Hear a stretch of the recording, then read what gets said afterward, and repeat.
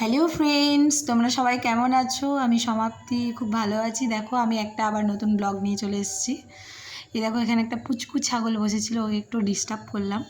তো চলে আসো, দেখো আমি যাচ্ছি কোথায়। এটা হচ্ছে বর্ধমানে গাঙুর। গাঙুর মানে এটা হচ্ছে গাঙুরের বেহুলা নদী।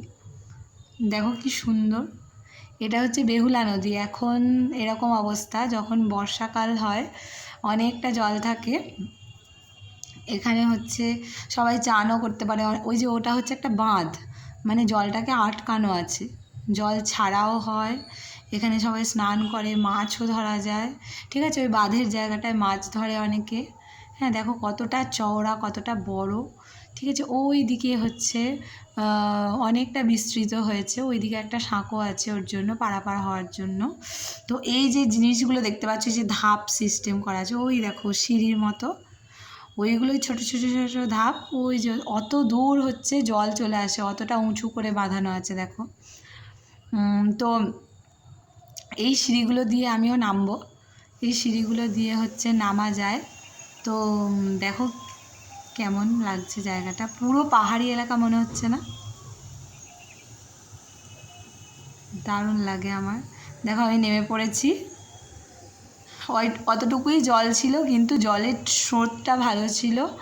আর এটা বেহুলা নদী কারণ নাম হয়েছে, কারণ এখান থেকে মাতা বেহুলা, মানে লক্ষিন্দরকে যখন সাপে কেটেছিল, তখন কাহিনিটা যারা জানেন বুঝতে পারবেন। লক্ষিন্দরকে নিয়ে এখান থেকে ভেসে গেছিলেন স্বর্গের উদ্দেশ্যে। দেখুন এখানে অনেকজন চান করতে নেমেছে। হ্যাঁ, তো আওয়াজটা শুনুন কেমন লাগছে। আর দেখুন এখানে একটা পাথর আছে, পাথরের ওখানটা শুধু দেখুন, পুরো মনে হচ্ছে না যে পাহাড়ি এলাকা, কিন্তু এটা বর্ধমান গাঙুর। হ্যাঁ, এখান থেকে বেহুলা। দেখো দেখো দেখো সবাই, দারুণ লাগছে, দারুণ। পুরো মনে হচ্ছে দার্জিলিংয়ে চলে এসেছি।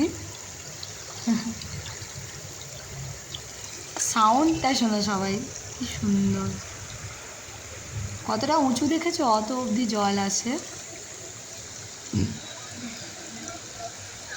Thank you.